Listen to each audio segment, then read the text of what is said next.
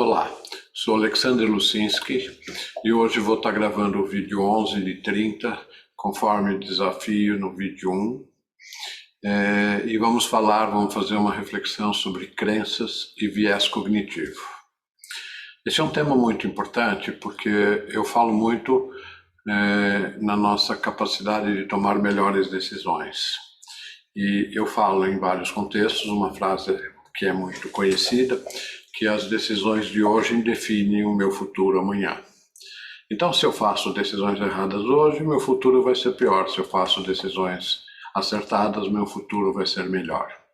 Só que para que a gente tome decisões, a gente tem que ter um conjunto de informações para fazer o processo de tomada de decisão. E dentro desse conjunto de informações, o que eu chamo de espaço para tomada de decisão,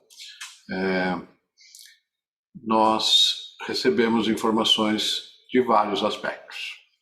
E eu quero chamar a atenção nas nossas percepções que a gente tem da realidade das coisas, influenciado pelo nosso viés cognitivo, em função das crenças que nós temos. Deixa eu exemplificar. Imagine uma situação onde uma pessoa acredita, por N motivos, que ganhar muito dinheiro é uma coisa de pessoas desonestas, ilegais, corruptas e assim por diante. Então a pessoa tem uma crença que ela não pode ganhar muito dinheiro porque ela está fazendo algo honesto dentro de princípios e valores éticos e aí ela acredita nessa crença que às vezes nem consciente de que ela não pode ganhar muito dinheiro.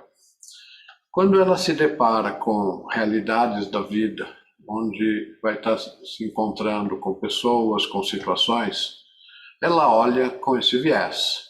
Se são situações como oportunidades de negócio, relacionamento com pessoas que estão numa condição econômica melhor, ou pessoas de influência, ela vai olhar segundo essa crença.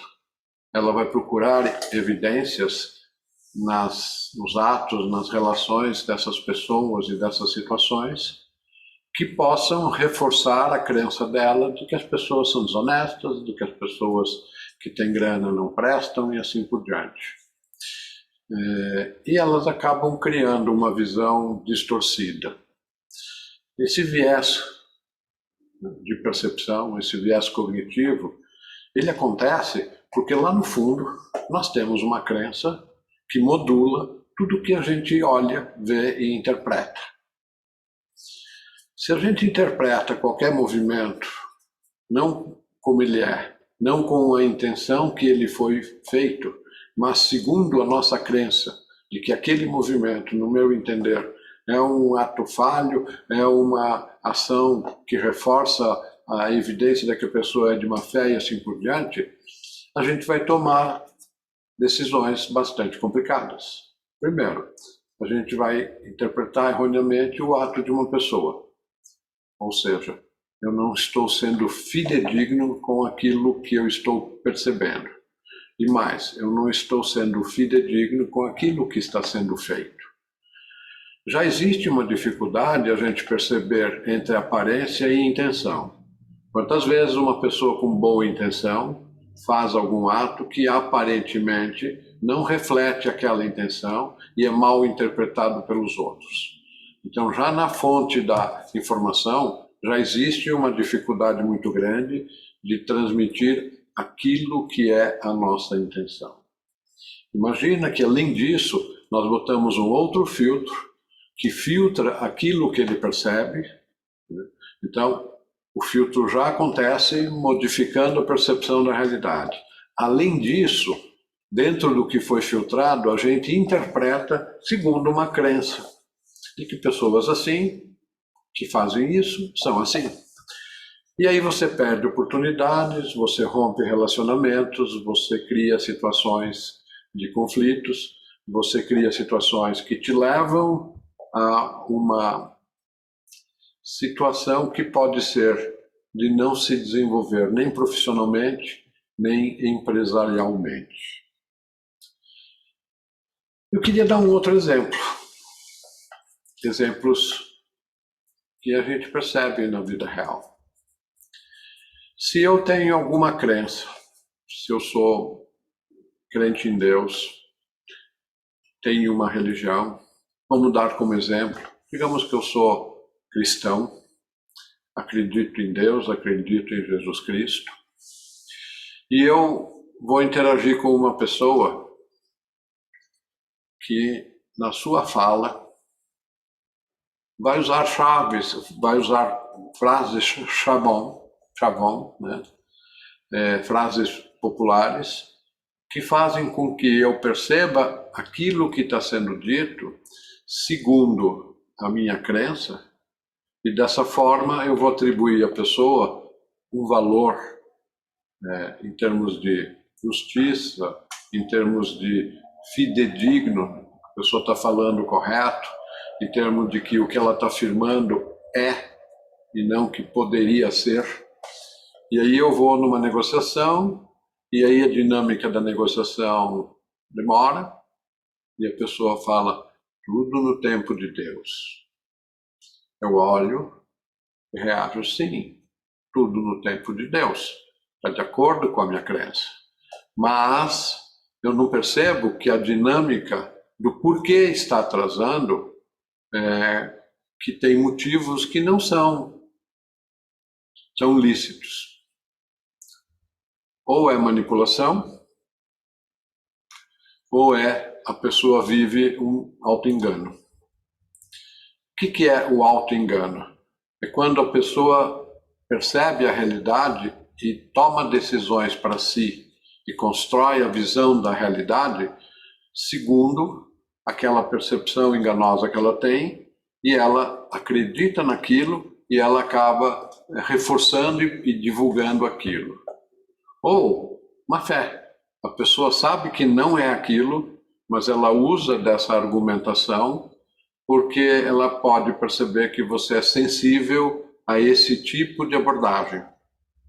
E aí você não toma ação no tempo certo, você dá preferências numa negociação a uma pessoa dessas porque você a considera mais digna, e você pode estar fazendo um grande erro por um viés seu de comportamento, um viés cognitivo, de como eu percebo as coisas. Nos tempos modernos, a gente vê que existe muita manipulação, existe o conceito de que tem livros e cursos sobre persuasão. O marketing procura explorar muito a questão de como eu chamo a tua atenção, como eu trabalho a sua ganância, o seu desejo de ficar rico, como eu trabalho os seus medos, os seus horrores, como eu trabalho as suas dores.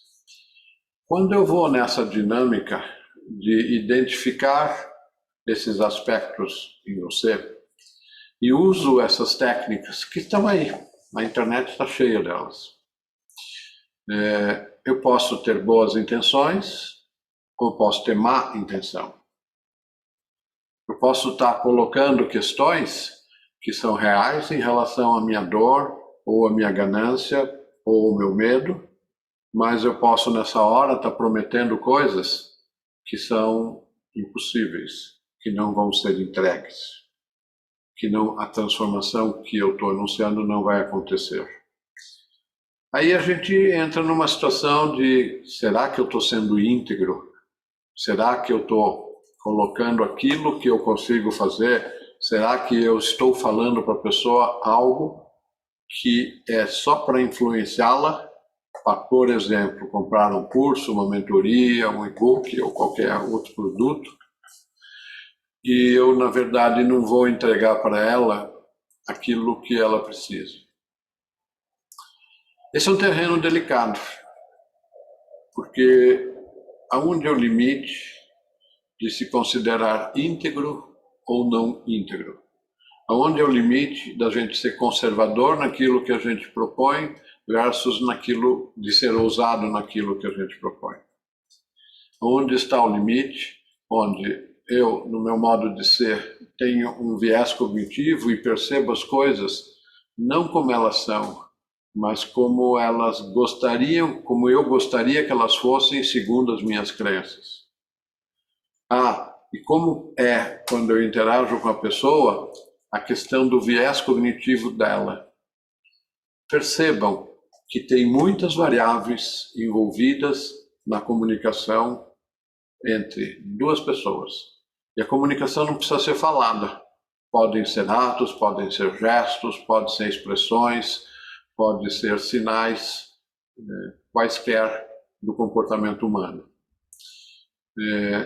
Essa situação faz com que haja uma complexidade muito grande na questão de perceber, reconhecer, interpretar, decidir e perceber se a ação que você decidiu e fez está de acordo com aquilo que você identificou na sua percepção.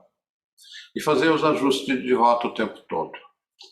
No mundo onde tem muita fake news, onde existe muita manipulação, onde existe uma complexidade muito grande na sociedade moderna, onde existem crenças, algumas individuais, algumas coletivas. As nossas crenças estão associadas, inclusive, à limitação que nós temos em relação a como as coisas são, como as coisas funcionam.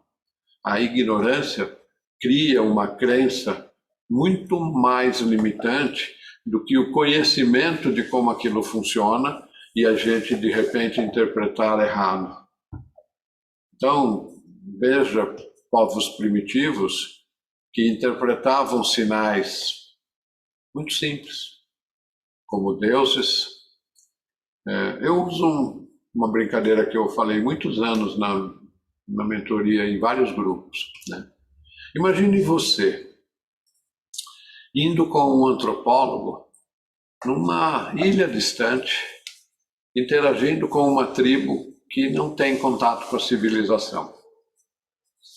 E aí nessa expedição, o pessoal prepara uma pista de pouso distante, na própria mata, né? Abre um pedaço para que possa pousar um avião. E aí você e o antropólogo vão de avião para lá. Aí vocês caminham até a aldeia, interagem lá com o chefe da aldeia e com o pajé, com o curandeiro, que cuida das crenças, inclusive espirituais e religiosas daquele grupo. E vocês estão conversando, estão em torno de uma fogueira, tentando entender, e de repente, ao longe, se vê uma coisa brilhante, indo em direção ao horizonte do lado esquerdo.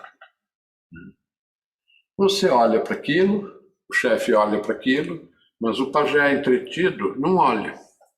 E aquela coisa brilha, ela é prateada. Mas também faz um barulho danado, um ronco. Aí você olha, aquilo é um avião que está pousando, que vai me buscar e daqui a pouco eu estou embarcando nele e voltando para minha casa, para o meu escritório, para o meu laboratório. O chefe olha aquela coisa brilhante e ele fala assim, nossa, é um pássaro brilhante, deve ser o Deus não sei das quantas que aparece como um pássaro que brilha nesse crepúsculo do pôr do sol. O curandeiro não olha, mas ouve o barulho do jato, fala, não, esse é o Deus trovão, olha ele se manifestando de forma firme e forte. Eles não conseguem entender que aquilo que eu reconheci como um avião, porque eu já voei nele, eu vou estar dentro dele daqui a pouco, né? Que eu tenho conhecimento do que é um avião, não só por literatura, mas porque eu voei nele, eu tenho uma percepção e uma interpretação do que está acontecendo bem diversa dos outros. O pássaro brilhante, ele voa, então é pássaro. É a analogia mais próxima que o chefe pode fazer. Ele não conhece tecnologia, ele não conhece civilização, ele nunca viu um avião. Então ele, segundo a crença dele, vai interpretar o que ele percebe de uma forma. O curandeiro, que não percebeu com os olhos, mas com os ouvidos, ele interpreta também segundo a crença dele. Ele nunca viu um avião, aquele barulho é estranho, mas parece um trovão, e ele é um deus trovão. Essa historinha que eu estou contando para vocês é ficcional, mas ela mostra como a gente percebe as coisas e como a gente interpreta as coisas. Todos nós percebemos algo brilhante no céu que faz um barulho estrondoso, um jato. Mas a gente foi interpretando e aprimorando a nossa percepção para reforçar. Não, isso realmente que eu vi brilhando é um avião. Isso que eu estou ouvindo realmente é o barulho do jato. Né? E aí eu vou assumindo essa posição e daí eu vou tomar uma decisão. Ok, daqui a pouco eu vou sair desse nosso encontro, vou me dirigir em relação à pista de pouso para pegar o avião. O chefe pode interpretar aqueles sinais como um prenúncio de alguma coisa. Ele pode enxergar que a presença daquele pássaro brilhante, do Deus, ele está abençoando a presença do antropólogo e você na interação com o povo dele. E o curandeiro pode ter uma interpretação diferente. O Deus Trovão está nos alertando do perigo da gente interagir com essas pessoas estranhas. Porque aí dentro da fantasia de cada um, dentro da crença de cada um, a gente constrói uma percepção de realidade que a gente jura que é aquilo, mas ela é distorcida. Distorcida na nossa capacidade de perceber e distorcida na nossa capacidade de interpretar. Esse exemplo simples, ele acontece todo momento em todas as questões da vida. Algumas vezes a gente tem certeza absoluta que uma coisa é uma coisa porque você já conhece. E na verdade é uma crença que aqueles sinais que você percebeu se referem àquela coisa que você já conhece. E não é verdade. Então a gente tem que ter um senso crítico muito grande para estar percebendo as coisas e interpretando. Quando os sinais são muito evidentes, então eu estou falando sinais aos olhos vistos dos teus sentidos, seja ouvido, seja visão, seja fala, eles já são difíceis, já no exemplo que eu falei. Mas quando os sinais são sutis, o comportamento da pessoa, a expressão que ela fez, o olhar que ela teve, uma fala não muito clara, uma fala distante onde eu não conseguia entender todas as palavras, tudo isso dificulta. Quando eu junto a isso, qual é o sentimento que eu tenho em relação ao que eu estou percebendo, eu já boto mais um filtro, vou colorindo um pouco mais aquela minha percepção.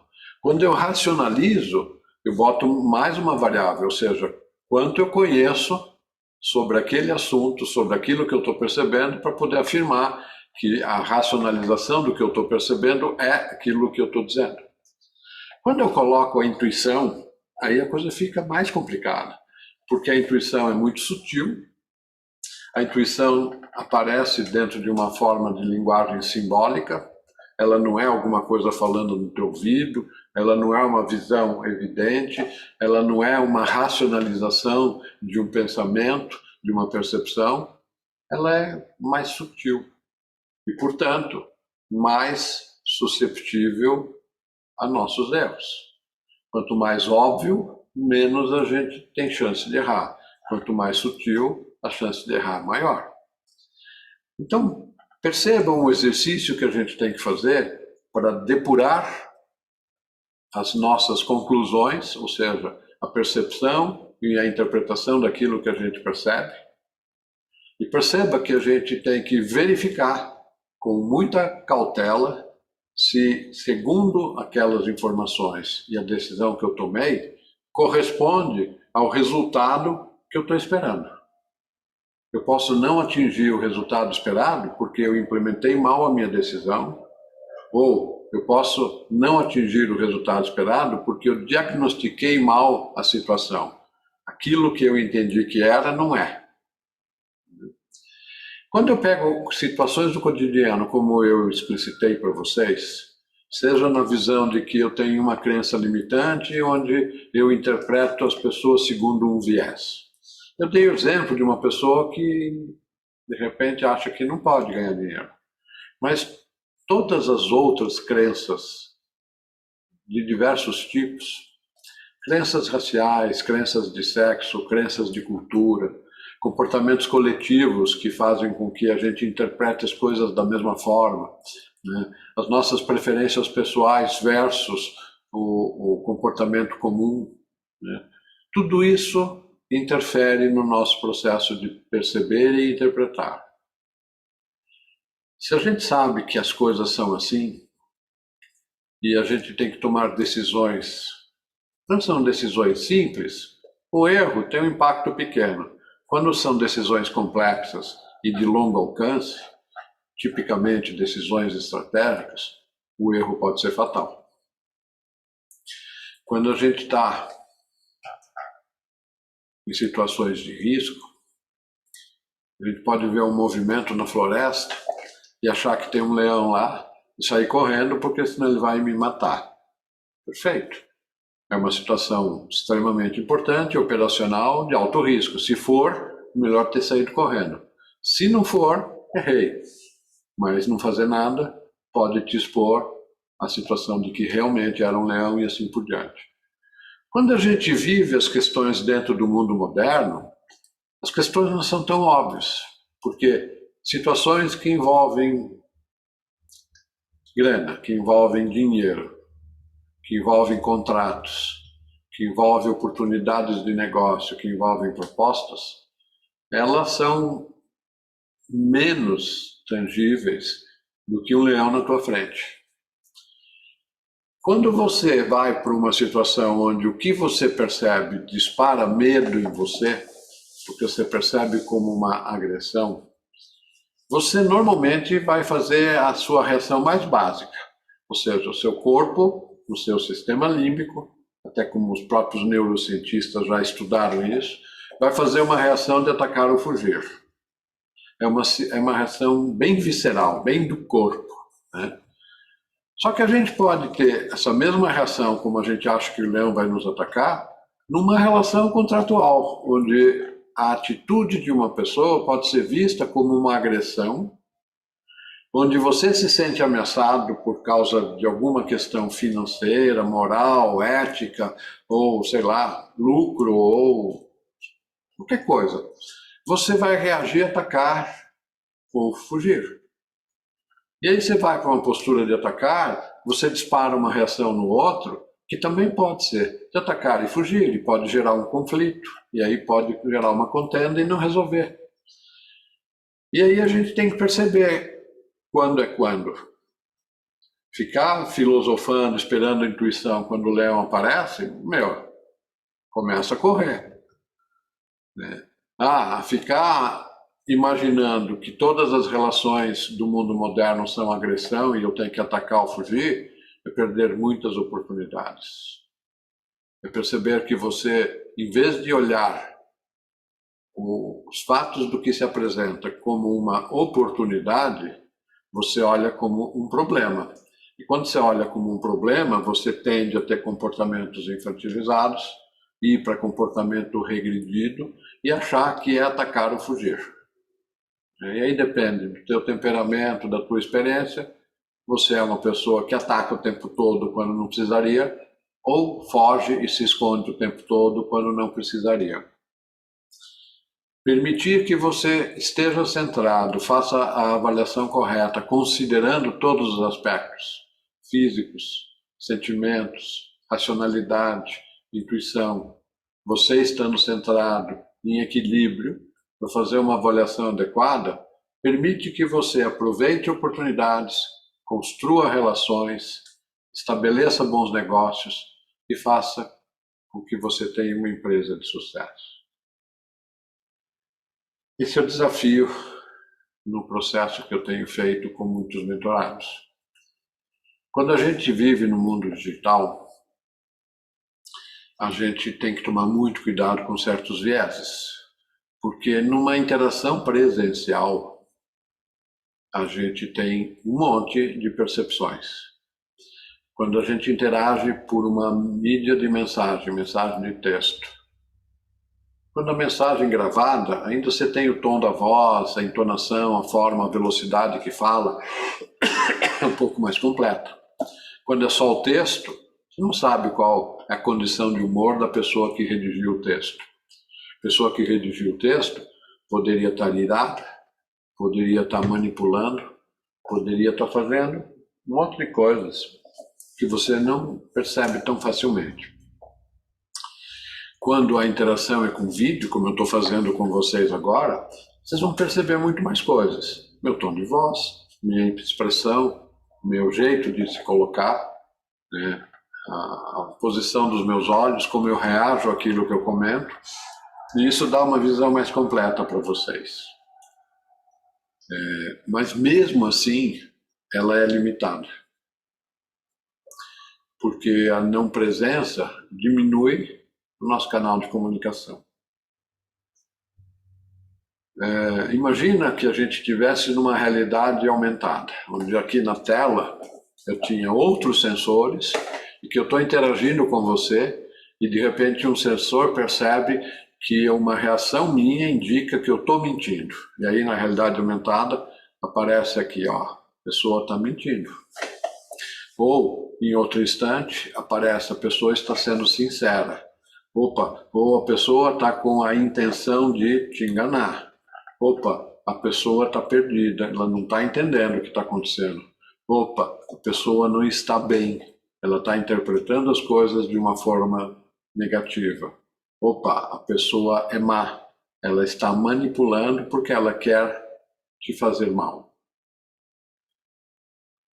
Seria muito legal, né? Ter um óculos que tivesse todas as variáveis. Mas se eu disser que a intuição pode ocupar esse espaço, você fala, nossa, seria muito bom.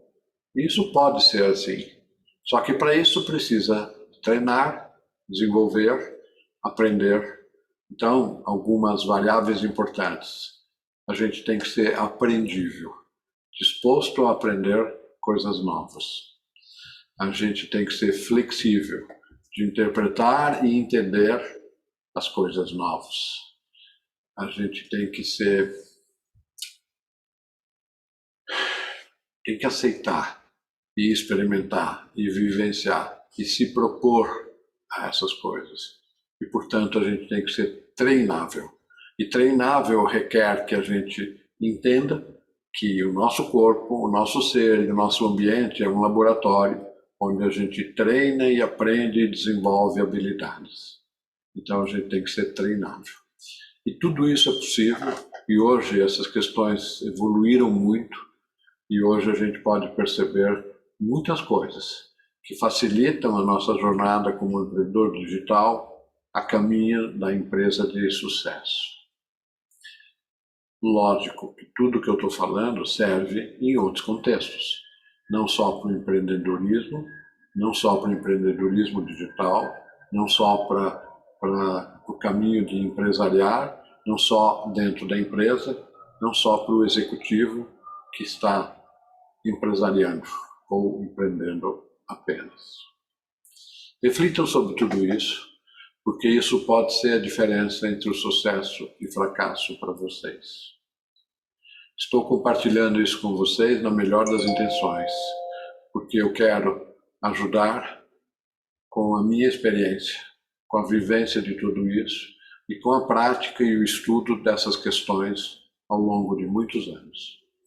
Que sejam muito felizes, que tenham sucesso. E que se vocês tiverem interesse, comente, coloquem sugestões, coloquem dúvidas, coloquem temas que vocês gostariam que eu estivesse explorando. Que dessa forma